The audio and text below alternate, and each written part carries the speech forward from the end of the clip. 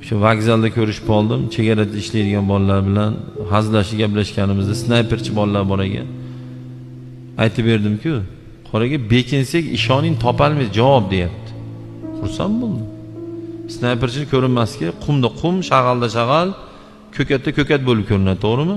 Bir ikkita bola aytib berdi, tog'da isiriqni ko'rib xursand bo'lib, isiriq uzib to'plab eng tushib ketsa deydi. Ishonsangiz deydi, yonimdan bitta narsa ko'tarildi deydi. Jonim tushib ketdi deydi. O chegararoq joyga borib qolishgan ekan. O bittasi bor ekan, qani, o'sha yerda isiriq yulganman deydi. Xursand bo'ldim. Mana o'sha bola o'g'lon bizning o'g'lonimiz. Mana bas, O'zbekistonda o'g'loni. Kimdir bolasi. O'sha yerda 12 soatlab qimirlamaydi. Qimirlash mumkin emas-da. Shularni duo qilmay kimni duo qilamiz biz? To'g'rimi?